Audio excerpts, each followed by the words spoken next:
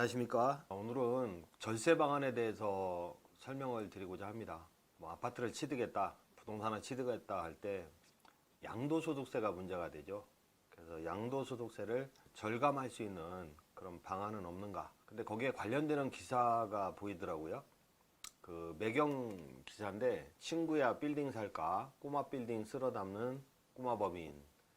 그러니까 친구 법인을 설립해서 세금을 절세하는 그런 내용의 기사입니다. 보시면 지인 서너 명이 모여서 그 법인을 만드는데, 법인 설립하는 건 비용이 별로 안 들죠. 서울 중소형 빌딩 투자 불티, 3월부터 매입 주체가 개인보다는 그 중소형 빌딩은 법인 이름으로 취득하는 경우가 늘었다 이겁니다. 법인 이름으로 부동산을 취득할 때 꼭 빌딩 말고도 아파트나 빌라나 다가구 주택도 법인 이름으로 취득하는 경향에 있습니다. 저는 한 15년 전부터 그 법인을 활용했었는데, 그래서 양도소득세를 절세하고 소득세 개념으로 소득세를 또 비용 처리해서 절감하고 그런 일을 했었는데, 이게 최근에 또 다시 부각이 되는 모양입니다. 근데 지난 기사다 보니까 법인은 LTV 70에서 80% 적용, 이거는 지금은 현실에 안 맞는 내용이고, 양도세 그 절세 효과, 요거는 맞는 내용입니다. 양도세 절세 효과, 법인 이름으로 대출 규제를 회피하기 위해서 법인 이름으로 취득하다 보니까 요거는 이제 규제가 들어갔는데, 양도세 절감 효과는 규제가 쉽진 않죠. 서울 사는 전문직 친구 셋은 지난 6월 1인당 5억 원씩 각출해서 15억 원을 만들어 40억 원짜리 서울 강남구 소재 빌딩을 매입했다. 매입한 빌딩은 개인 명의 지분으로 분산하지 않고 부동산 법인을 등록해 법인 명의로 두었다. 근데 이 부분에서 좀 빠진 내용이 있는데, 취득세 문제인데, 법인의 경우는 그 법인 이름으로 취득한다 할 때는 그 과밀역세권역 있잖아요.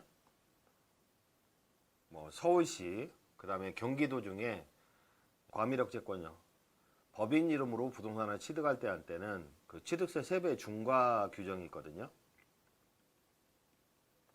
웬만하면 과밀역세권역에 법인의 진입을 막기 위한 취지인데 3배 중과 규정이 있어요. 요거를 회피했던 사건이 있는데, IMF 이후에 이제 론스타라고 아시죠? 여기에 론스타가 강남의 스타빌딩을 매입을 할 때 취득세 3배 중과를 회피하기 위해서 5년 법인을 인수를 한 거죠.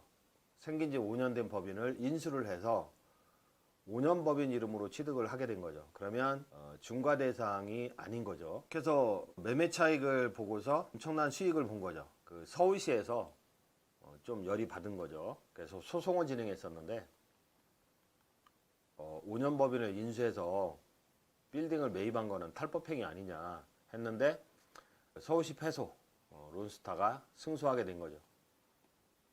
결국에는 서울시는 헛소송을 제기하게 된 거죠. 그래서 그전에는 5년 된 법인이면 됐는데, 그 이후에 법 규정을 개정을 해서 좀 활동한 법인인 경우는 취득세 중과 대상이 아닌 거죠.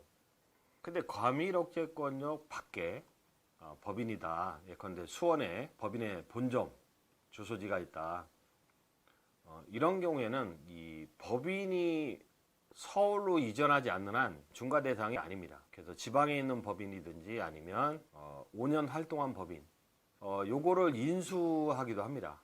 믿을만한 세무사나 회계사무실을 통해서 인수하기도 하는데, 이런 상태에서 빌딩을 사야 그 취득세 중과세를 면할 수 있는 거죠. 그래서 여기서는 친구들이 셋이 5억씩 각출해서 40억 원을 만들어서 그 빌딩을 매입했다고 되어 있죠. 근데 신설법인으로 매입하게 되면은 취득세 중과세가 되고요. 5년 법인을 매입해서 여기서는 부동산 법인을 등록해 이렇게 되어 있는데, 업종 제한은 없습니다. 요거를 인수해서 그 목적상과 사업자 등록증을 부동산 매매업으로 추가하는 거죠.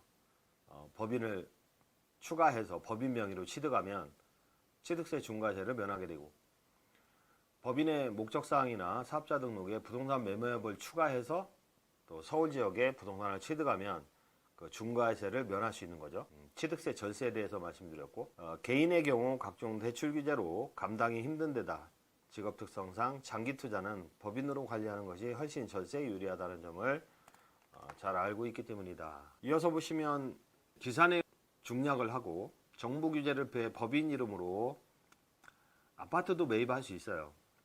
법인 이름으로 아파트를 매입하는 법인 투자가 유행하고 있는 상황에서 이제는 중소형 빌딩 투자로 그 빌딩도 법인 이름으로 매입하는 거죠. 불이 옮겨붙고 있다. 정부가 아파트 쪽 규제를 강화하면서 빌딩이 다시 유망 투자처로 떠오르는 가운데 그 법인의 빌딩 매입이 눈에 띄게 많아진 것이다. 법인 투자는 대출 규제에서 상대적으로 자유롭고, 근데 어느 정도 규제가 들어갔죠. 근데 절세에 유리한 거는 지금도 확실합니다. 앞으로도 변하지 않을 거고, 법인 제도를 유지하는 한 부동산 매매업을 할 수 있는 거 아니겠습니까? 절세는 유리합니다. 확실히. 이걸 컨설팅하면서 돈을 버는 경우도 있던데 어렵지는 않습니다. 또 각자 투자금을 각출해서 투자 자산을 법인에 묶어 놓으면 혼자 자산을 매각하는 식의 사고도 막을 수 있는 투자 안전성이 복합적으로 작용하는 것으로 보인다. 친구 법인이나 가족 법인을 설립을 한다든지 5년 법인을 인수를 한다. 그러면 친구나 가족들이 주주가 되고 의사결정기관인 이사가 되겠죠. 그리고 법인 등기부나 정관에 재산처분행위에 대한 제한을 두는 거죠. 이사의 결의 정족수라든지, 이게 다 가족이나 친구들이죠. 대표이사도 선임하겠지만 공동대표이사 해도 되고, 그러면 혼자 팔아먹는 일을 막을 수 있는 그런 경우가 되고, 단기 매매를 한다. 10억 원의 아파트를 매수했는데 이게 15억이나 20억이 됐다. 이렇게 단기 매매하게 되면 양도세 5억 원 이런 식으로 그 양도세를 많이 내게 되는데, 부동산 매매업을 영위하고 있는 법인이라면 양도세 개념이 아니라 법인 소득세 개념으로 절세할 수 있는 거죠.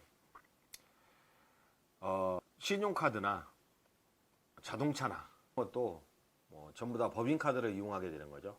그래서 비용을 많이 떨고 인건비로도 떨기도 하고, 그러면 세금을 별로 안 내는 그러한 수단으로 이용이 되는 거죠. 소득을 많이 발생하지 않는 것으로 그렇게 재매제표를 만드니까.